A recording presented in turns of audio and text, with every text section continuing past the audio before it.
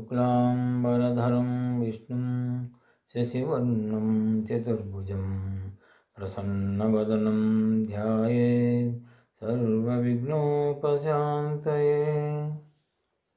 లోపల 2 వీడియోలలో కర్మ సిద్ధాంతం గురించి చెప్పుకున్నాం. కర్మలంటే ఏమిటి, అవి ఎన్ని రకాలు, వాటిని ఎలా అధిగమించాలి మొదలైన విషయాలు తెలుసుకున్నాం. అయితే ఇప్పుడు ఆ కర్మఫలాలు అంటకుండా అనుభవించి ఎలా మోక్షం పొందాలో తెలుసుకుందాం. మానవుని యొక్క ముఖ్య లక్ష్యము మోక్షమే. అయితే ఆ మోక్షాన్ని అందుకోవటానికి ఆటంకం ఏమిటంటే కర్మబంధాలు. మనం చేసినటువంటి కర్మలన్నీ ఫలాలు వచ్చి అవే బంధనాలు అవుతున్నాయి. ఆ బంధనాల కారణంగానే ఈ లోకంలోకి మరలా వచ్చి జన్మిస్తున్నాం. ఈ బంధనాలు తొలగించుకోవాలి. ఆ బంధనాలు ఏమిటంటే 1 ఆగామి కర్మలు, 2 సంచిత కర్మలు, 3 ప్రారబ్ధ కర్మలు. ఈ 3 బంధనాలు తెంచుకోగలిగితే అప్పుడు మోక్షం వస్తుంది. అయితే అది ఎలాగో చూద్దాం. 1 ఆగామి కర్మలని మనము కర్మయోగము ద్వారా బంధము కాకుండా చేయాలి. కర్తృత్వ భావన లేకుండా కర్మలు చేయడం 1. అంటే నేను చేస్తున్నాను అనే భావన లేకుండా, అహం లేకుండా కర్మలు చేయాలి. 2 చేసే కర్మలకు ఫలితం ఆశించకుండా చేయాలి. అంటే ఏ రకమైన కోరిక లేకుండా నిష్కామ కర్మగా చేయాలన్నమాట. 3వది మనం చేసే కర్మలను ఈశ్వరార్పణ బుద్ధితో చేయాలి. ఈ 3 విధములుగా చేస్తే అప్పుడు ఆ కర్మలు ఇక సంచితమవు. 1 కర్తృత్వ భావన లేకుండా చేయటం. ఇప్పుడు ఒక న్యాయస్థానానికి ఒక హత్యా నేరం మోపినటువంటి ఒక ముద్దాయిని తీసుకొచ్చారు. ఆ కేసు విచారణ జరుగుతున్నది. ఆ విచారణలో జడ్జి గారు ఇలా చెప్తారు: నాకు లభించిన సాక్ష్యాధారాలన్నీ పరిశీలించిన మీదట ఈ ముద్దాయి ఉద్దేశపూర్వకంగానే నేరం చేశాడని రుజువైనది కాబట్టి ఇతనికి భారతీయ శిక్షాస్మృతి 302 ప్రకారము మరణదండన విధించడమైనది అని చెబుతాడు. అయితే అతని భావనలో అతని మీద ఎటువంటి ప్రతీకారము, కోపం ఉండదు. తన యొక్క కర్తవ్యం అంటే నిర్వర్తించాడు కాబట్టి అతనికి ఎటువంటి కర్మఫలాలు అంటవు. అదేవిధంగా ఈ ఉరిశిక్షబడినటువంటి ఈ నేరస్తుని ఉరితీయడానికి తీసుకెళ్తారు జైలుకి. అక్కడ కూడా తలారి ఉరితీసే ముందు ఆ ముద్దాయితో, అంటే ఆ నేరస్తుడితో ఇలా చెప్తాడు: అయ్యా, మీ మీద నాకు ఎటువంటి ప్రతీకారము, కోపం కానీ ద్వేషం కానీ ఏమీ లేవు. నా యొక్క కర్తవ్యాన్ని నిర్వర్తిస్తున్నాను కాబట్టి నన్ను క్షమించండి అని చెప్పి ఉరితీస్తాడు. కాబట్టి ఆ తలారికి కూడా ఎటువంటి కర్మఫలాలు ఉండవన్నమాట. ఎందుకంటే వారి భావనలో ఎటువంటి దోషము లేదు కాబట్టి. ఆ విధంగా దోషం లేకుండా భావన మంచిదైనప్పుడు అతనికి వాళ్ళిరువురికి కూడా కర్మఫలాలు అంటావు. ఇకపోతే నిష్కామ కర్మ. పూజలన్నీ పూర్తయిన తర్వాత మన పూజా విధానంలోనే సర్వము శివార్పణమస్తు అని నీళ్ళు వదులుతాం. అంటే మనం చేసిన పూజలలో ఏవైనా లోటుపాట్లు ఉన్నా కూడా అవి మనకి అంటవు. ఆ పాప ఫలితాలు మనకు అంటవు. దానినే శ్రీకృష్ణ పరమాత్మ ఈ విధంగా సంఖ్యాయోగం 47 శ్లోకంలో చెప్పారు: కర్మణ్యేవాధికారస్తే మా ఫలేషు కదాచన మా కర్మఫల హేతుర్భూర్ మాతే సంగోస్త కర్మణి. అంటే నీకు కర్మాచరణ మందే అధికారం ఉన్నది కానీ కర్మఫలం మీద నీకు అధికారం లేదు. అంటే కర్మఫలాన్ని నువ్వు ఆశించకూడదు. అలాగని కర్మలు చేయటం కూడా మానకూడదు అని కృష్ణ పరమాత్మ సెలవిచ్చాడు. అంటే నిష్కామంగా కర్మలు చేయాలన్నమాట. ఇకపోతే నిష్కామ కర్మలు అంటే ఇప్పుడు ప్రకృతి ఉంది కదా. ప్రకృతి అంటే సూర్యుడు, చంద్రుడు, ఆకాశము, భూమి, గాలి, అగ్ని, నీరు మొదలైనవి ఏమీ ఫలాలు ఆశించకుండానే నిస్వార్థంగా తమ యొక్క సేవలను అందిస్తున్నాయి మానవాళికి. అదేవిధంగా మహాత్ములు కూడా అందరూ మంచి కొరకు చేస్తారు. వారు ఏమీ ఆశించరు. అటువంటి కర్మలు చేయాలి మనం కూడా. 3వది ఈశ్వరార్పణ బుద్ధితో చేయాలి. కర్మను ప్రారంభించిన దగ్గర నుండి ముగించే వరకు భగవంతుని స్మరిస్తూ చేయాలి. వచ్చిన ఫలితాన్ని ప్రసాద బుద్ధితో స్వీకరించాలి.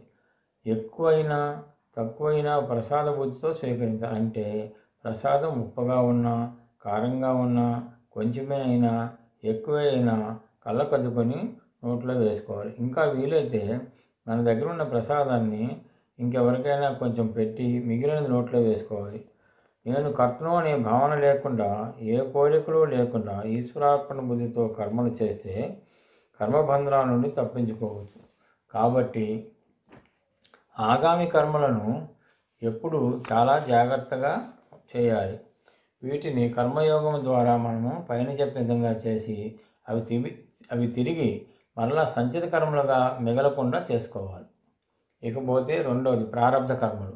ఈ ప్రారబ్ధ కర్మలు మటుకు తప్పించుకోవడానికి వీల్లేదు. మరి ఎలా అనుభవించాలి అనే దాన్ని భగవద్గీత భక్తి యోగములో వివరించబడింది. ప్రారబ్ధ కర్మలంటే మనం అనేక జన్మల్లో చేసిన ఆగామి కర్మలలో మిగిలినవి మూట కట్టబడి అందులో కొన్ని పక్వానికి వచ్చి ఆ కర్మలకు తగినట్టే దేహముతో జీవుడు ఈ భూమి మీదకి వస్తాడు. అవి పుణ్యకర్మలైతే భోగభాగ్యాలు, సుఖాలు అనుభవిస్తాడు. అవి పాపకర్మలైతే కష్టాలు, దుఃఖాలు, దారిద్ర్యం అనుభవిస్తాడు. ఏదైనా అనుభవించక తప్పదు. ఎంతటి గొప్పవారికైనా, మహాపురుషులకైనా, జ్ఞానులకైనా సరే అనుభవించి తీరాల్సిందే. ఎన్ని చోట్ల తిరిగి ఏ పాట్లు పడినను అంటనీక శని వెంట తిరుగు. భూమి కొత్తదైన బుద్ధులు కొత్తవా, విశ్వధాభిరామ వినురవేమ అన్నాడు వేమన గారు. అంటే మనము ప్రారబ్ధ కర్మను తప్పించుకోవడానికి ఎన్ని పుణ్యక్షేత్రములు తిరిగినా, ఎన్ని పూజలు చేసినా, తీర్థాలలో మునిగినా కర్మను అనుభవించక తప్పదు. సాక్షాత్ భగవాన్ శ్రీ రమణులు, రామకృష్ణ పరమహంస వారికే తప్పలేదు. అదేవిధంగా రామాయణ కాలంలో దశరథునికి, కౌశల్యకి దుఃఖం కలిగింది. ఎందుకంటే శ్రీరామచంద్రుడు అరణ్యవాసం వెళ్ళటం వలన ఆ వియోగం వలన వీళ్ళు దుఃఖించారు. కానీ అదే సమయంలో శబరి, హనుమంతుడు, విష్ణు మొదల వారికి సంతోషం కలిగింది. ఎందుకంటే రాముడు వాళ్ళతో ఉన్నాడు కాబట్టి. అలాగే ద్వాపరయుగంలో కూడా సాక్షాత్తు శ్రీకృష్ణుడి తల్లిదండ్రులు కారాగారంలో దుఃఖం అనుభవించారు. వసుదేవుడు, దేవకి అన్నమాట. కానీ యశోదాదేవి, నందుడు, కుచేలుడు వంటి వారికి ఆనందం కలిగినది. ఇది అంతయు ప్రారబ్ధ కర్మఫలమే. సుఖము కానీ దుఃఖము కానీ ఏదైనా అనుభవించా తీరాల్సిందే. వారి కర్మను బట్టి వారికి ప్రాప్తిస్తాయి. అయితే కష్టాలు వచ్చినప్పుడు ఏడవకుండా ధైర్యముగా అనుభవించాలి. పైగా అప్పుడే భగవంతుడు కూడా గుర్తుకు వస్తాడు. భగవంతుని తలుచుకొని మనం చేసిన పాపాలు ఫలితమే అనుభవిస్తున్నామని అనుభవిస్తే కష్టాలు తీరుతుంటాయి. మధ్య మధ్య సుఖాలు కూడా వస్తుంటాయి. ఏదైనా సరే ఇష్టంగానే స్వీకరించాలి. భగవత్ చింతనతో కష్ట సుఖాలను అనుభవించాలి. ప్రహ్లాదుడు, సక్కుబాయి, మీరాబాయి వాళ్ళు కూడా చాలా బాధలు పడ్డారు. అయినా భగవంతుని తలుచుకుంటూ పరమాత్మలో ఐక్యమై ఉన్నారు. శరీరముతో చేసే పని మనసుకు తెలియదుగా. దానికి కారణము వాళ్ళ మనసు భగవంతునిలో, భగవద్ధ్యానంలో నిమగ్నమై ఉంటుంది. కాబట్టి మనము కూడా అలా చేయాలి. వాళ్ళలాగా భగవద్భక్తిలో మునిగిపోవాలి. మనసంతా భగవంతునిలో లయమై ఉండాలి. అప్పుడు కష్టాలైనా సుఖాలైనా మనము అనుభవించగలుగుతాం. ఈ విధముగా ప్రారబ్ధ కర్మలు అనుభవించాలి. ఇకపోతే సంచిత కర్మల గురించి చూద్దాం. సంచిత కర్మలు మూడవది. వీటిని అనుభవించడం కుదరదు. ఎందుకంటే ఇవి రాబోయే ఎన్నో జన్మలకు కానీ పక్కమే రావు. అంటే ఒక్క జన్మలో అనుభవించడానికి కొన్ని చొప్పున వస్తుంటాయి. పోనీ ప్రారంభ కర్మల్లాగా అనుభవించడానికి కుదరదు. అలాగని ఆగామి కర్మల్లాగా జాగ్రత్త పడడానికి కుదరదు. ఆగామి కర్మలను కర్మఫలాపేక్ష లేకుండా అనుభవించి తప్పించుకోవచ్చు. మరి ప్రారంభ కర్మలను భగవంతుని మీద మనసు లగ్నం చేసి కష్టమైన సుఖమైన అనుభవించవచ్చు. అంటే అటు ఆగామి కర్మలను ఇటు ప్రారంభ కర్మలను ఈ జన్మలోనే అనుభవించి ఖర్చు చేసుకోవచ్చు.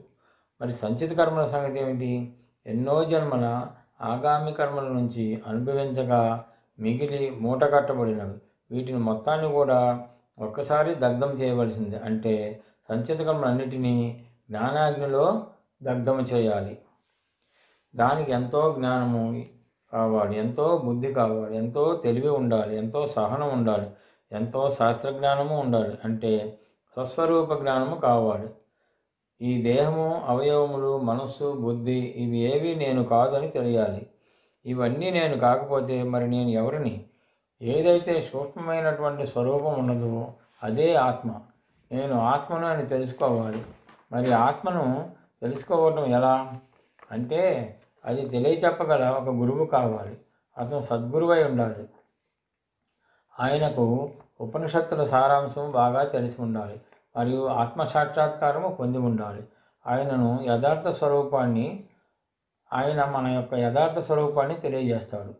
నీవు జీవుడవు కావు, నీవు పరమాత్మ స్వరూపుడివే అనే ఎరుక కలిగించాలి. బ్రహ్మనిష్ఠుడై శ్రోత్రయుడైన గురువు కావాలి. అంటే వేదాంగాలు తెలిసిన వాడై ఉండాలన్నమాట. ఆయన ఆత్మస్వరూపుడు అనే జ్ఞానాన్ని కలుగజేయాలి. ఆయన మనకి నువ్వే ఆత్మస్వరూపుడు అని తెలియజేయాలన్నమాట. తత్వమసి అహం బ్రహ్మస్మి అని తెలియజెప్పాలి.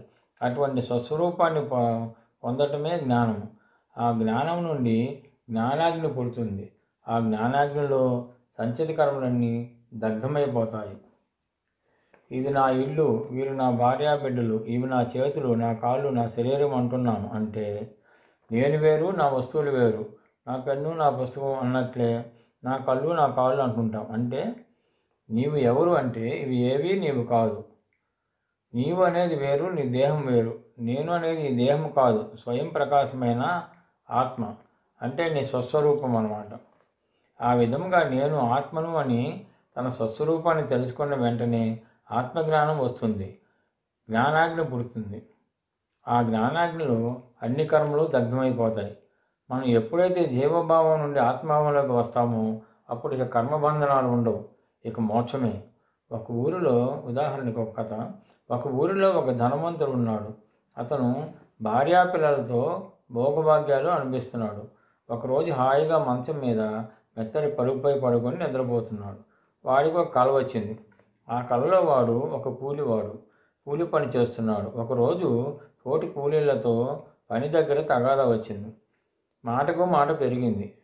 వీడి చేతిలోని గడ్డపారతో రెండవ కూలీని పొడిచాడు. వాడు చనిపోయాడు. పోలీసులు వచ్చి అరెస్ట్ చేసి తీసుకెళ్లారు. కోర్టులో నిలబెట్టారు. జడ్జి గారు కేసు పరిశీలించి ఇతను కావాలని చంపకపోయినా మొత్తానికి ఎదుటివాడిని ప్రాణం తీశాడు కాబట్టి అతనికి 12 సంవత్సరాలు కారాగార శిక్ష విధించారు. ఇతను జైలుకి తీసుకెళ్తారు. జైల్లో ఖైదీల చేత పని చేయిస్తారు కాబట్టి ఇతను రాళ్ళు కొడుతుంటాడు. అలవాటు లేదు కదా, అలవాటు లేని పని కాబట్టి చేతులు పుండ్లైనవి. కొంచెం సేపు పని మానేసి కూర్చున్నాడు. ఆ జైలరు చండశాసనుడు అతన్ని పని చేయటం లేదని కొట్టాడు. వాడు అమ్మో అమ్మో అని అరుస్తున్నాడు. ఆ అరవటంలో పైకి పెద్దగానే అరిచాడు. ఆ పక్కనే పడుకున్న ఆయన భార్య ఆయన నిద్రలేపి, ఏమండి, ఏదైనా పీడకలగాని వచ్చిందా అని అడిగింది. అతను కల నుండి తేరుకొని, అవునవును కలే అన్నాడు. ఇప్పటి వరకు ఆయన కలలో పడ్డ బాధలు ఏవైనా మరి మేలుకొన్నప్పుడు ఉన్నవా? ఇప్పుడు అతను పేదవాడా, కూలీనా, జైల్లో ఉన్నాడా? మరి ఆ జైలు శిక్ష ఇప్పుడు అనుభవిస్తున్నాడా? లేదు. ఆయన ఎప్పుడైతే జాగ్రత్తావస్థలోకి వచ్చాడో, అంటే మెలకులోకి వచ్చాడో, తాను స్వప్నావస్థలో చేసినవన్నీ రద్దయిపోయినవి. వాటి ఫలితమును రద్దయిపోయింది. స్వప్నావస్థలో చేసిన కర్మలు కానీ వాటి ఫలితములు కానీ అతను జాగ్రత్తావస్థలో రద్దయిపోయినవి. జాగ్రత్తావస్థలో చేసిన పనులన్నీ కూడా జ్ఞానావస్థలో రద్దయిపోతాయి అన్నమాట. మనం ఎప్పుడైతే జీవభావంలో నుండి ఆత్మభావంలోకి వచ్చినప్పుడు, మన స్వస్వరూపంలోకి వచ్చినప్పుడు జ్ఞానము కలుగుతుంది. ఆ జ్ఞానం వలన జ్ఞానాగ్ని పుడుతుంది. ఆ జ్ఞానాగ్నిలో మన సంచిత కర్మలన్నీ దగ్ధమైపోతాయి. దీన్నే జ్ఞానాగ్ని దగ్ధ కర్మాణం అన్నారు. ఇప్పుడు ఆగామి కర్మలను కర్మయోగం ద్వారా నిష్కామ కర్మలు చేస్తూ వాటిని అనుభవించవచ్చు. భక్తి యోగం ద్వారా ప్రారంధ కర్మలను పరమాత్మ స్మరణ చేస్తూ అనుభవించవచ్చు. ఇక జ్ఞానయోగం ద్వారా సంచిత కర్మలు స్వస్వరూపంలో ఉండి జ్ఞానాగ్నిలో దగ్ధం చేయవచ్చు. ఈ 3 రకాల కర్మల నుండి మనం విడుదల పొందినట్లయితే ఇక మనకు జన్మ లేదు, అంటే ఇక మోక్షమే. దుఃఖరాహిత్యమే మోక్షము, అంటే కైవల్యము. అది ఈ జన్మలోనే సాధించాలి. మానవ జన్మలో తప్ప వేరే జన్మలో మోక్షం పొందలేము. ఈ విషయము నారాయణ శతకంలో కూడా చెప్పారు. ఈ జన్మ మందే కానీ ముక్తి మరి ఏ జన్మ మందు లేదు. చేనేత తనది లేక మానవుడు చెడిపోవు నారాయణ. అంటే మనసు, బుద్ధి వీని ద్వారా జ్ఞానము, ఇంద్రియముల పటుత్వము ఇవి కలిగి ఉన్న ఈ మానవ జన్మనందే ముక్తిని సాధించే అవకాశం ఉన్నది. కానీ ఇతర జీవులకు అటువంటి అవకాశం లేదు. ఈ విషయంలో గ్రహించక మానవుడు చెడిపోతున్నాడు అని చెప్పారు. కాబట్టి మోక్ష సాధనకు మనకు ఉన్న ఒకే ఒక్క మార్గము ఉపనిషత్తుల సారమైన భగవద్గీత. ఆ గీతా జ్ఞానాన్ని తెలుసుకొని జన్మరహస్యము పొందాలి. మనం చేసే సాధనే మనకు మోక్ష ప్రాప్తి కలిగిస్తుంది. ఓం నమో నారాయణాయ.